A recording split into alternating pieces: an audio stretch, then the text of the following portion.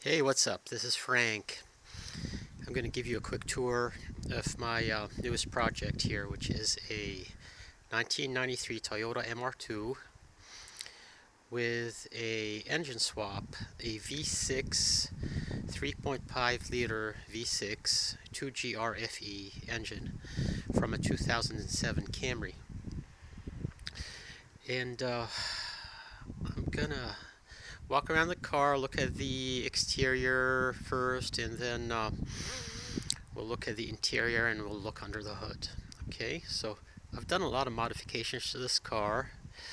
I bought it with 245,000 miles on the chassis, but it was in really good shape.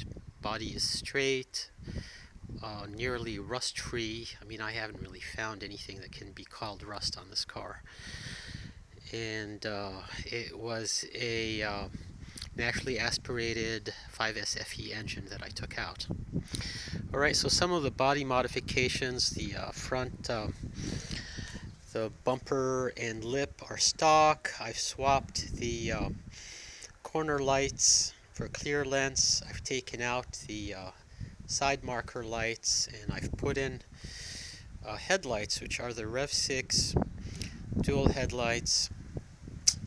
Got them from a seller in the UK used, and both headlights on this come on with low beam, and then they're dual filament, so they intensify with high beam. Okay, this car has a sunroof, which is pretty cool, and seals really nice. Haven't had any leaks with it at all.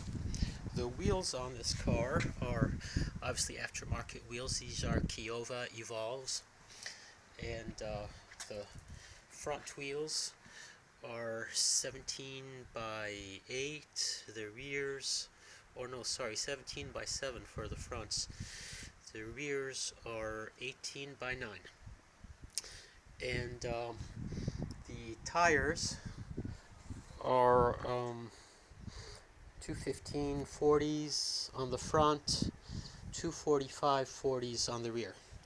And right here you're looking at one of my trademarks that I like to put on all my cars, which is the radio control antenna.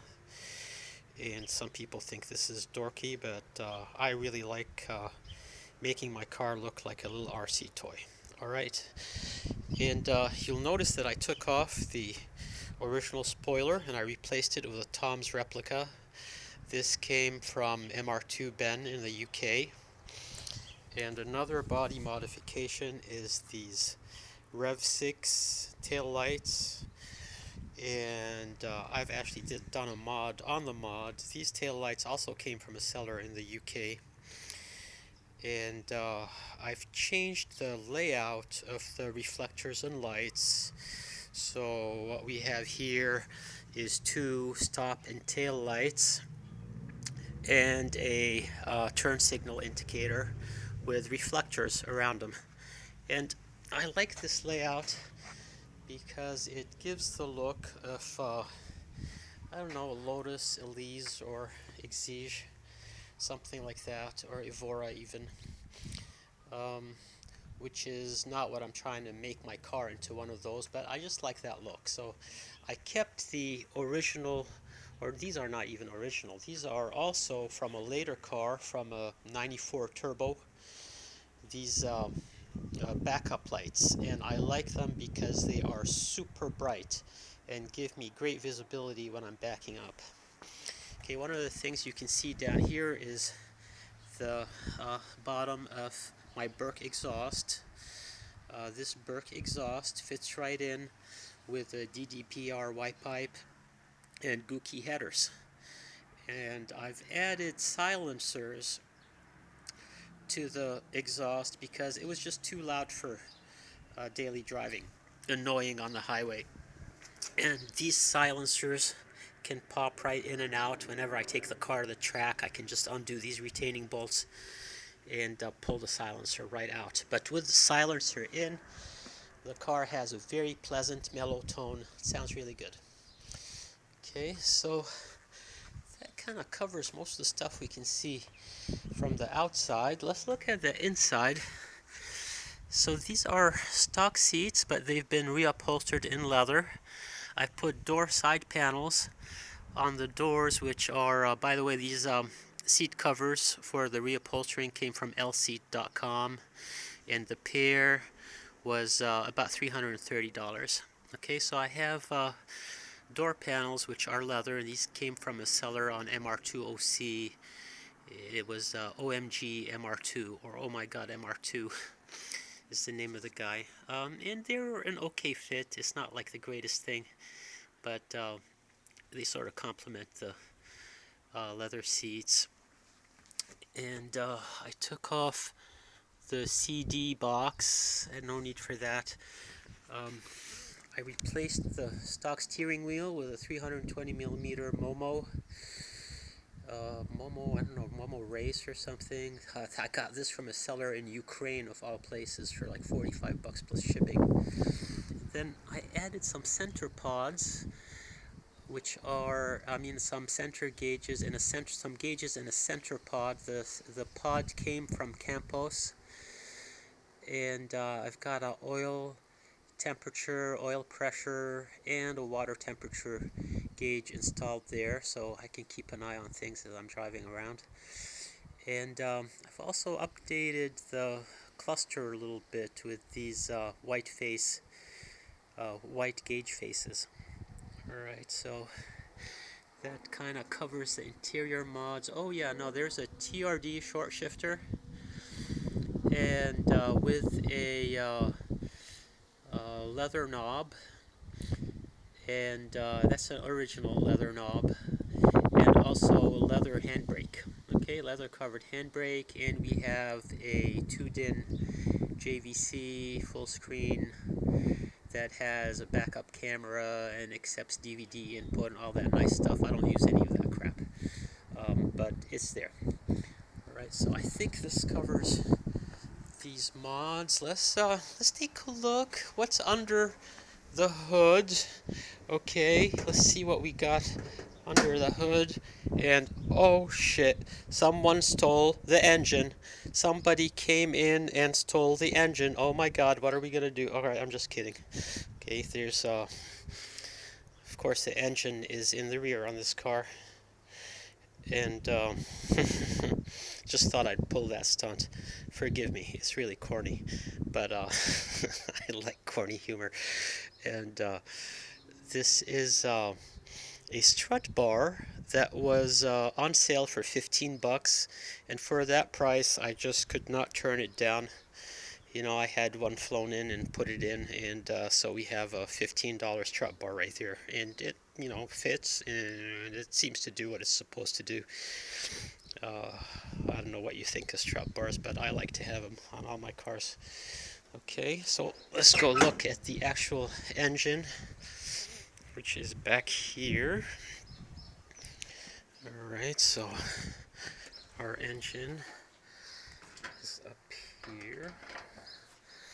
So I've got a cover on it, so you can't really see, but trust me, it's a V6, okay? And this came out of a Camry, an 07 Camry. It's been modded a little bit. I put some high duration, high lift cams on it that came from Monkey Wrench Racing, and those required a spring upgrade. At the same time I did that, I resealed the timing cover, which is a good mod to do on these engines, and also replaced the water pump with a brand new ASIN, which is another potential failure that I forestalled. And the harness for this car was done by Doug Copeland, also known as MR220V, and Wire Gap. So he has a business doing custom harnesses, and he's real good at it. It's a pleasure to work with him. I want to mention also that the ECU and the headers were done by Gookie, Mark Lagrange, Frankenstein Motor Works, who is a fantastic guy. I mean, he is the driving force behind all of these V6 swaps into MR2s. He may not have been the very first to do one, but he certainly laid all the groundwork for everybody else by making parts available that of very high quality that make these swaps quasi OEM. Okay, so let's see what we've got here that's visible from Gookie. We have this water neck down here that fits right in. Okay, water neck. I don't know if you can see it, but it adapts the 2GR engine to this chassis coolant system. We have here an Aeromotive external fuel pressure regulator, and another thing that I've added is a catch can, oil catch can on the PCV line. So this captures any oil that comes out because of blow-by and keeps it from going in and gunking up the intake.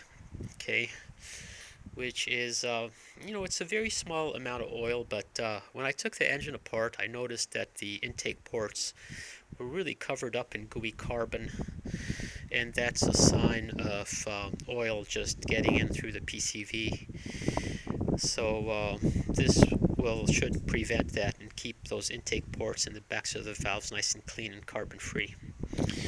Okay, transmission, which you can't really see, is kind of a non-standard transmission. It's an E151F with gears from an E56, fourth and fifth gear. So 1, 2, and 3 are the E151F, and 4 and 5 are the E56. And it took some figuring to figure this out, because when I bought this transmission I had absolutely no idea, or only a faint idea, of what it was and what its gear ratios were. So we got that all figured out, and it has a LSD, limited slip differential, which is a stock differential, same as the E153 transmission. Okay, so I don't know if there's anything else to cover. Let's take another quick walk around the car. I've posted a video that I shot today of some road footage driving around, and to give you an idea of the sound and the feel when going around in the car. And thanks for watching, and if you have any comments or questions, just let me know.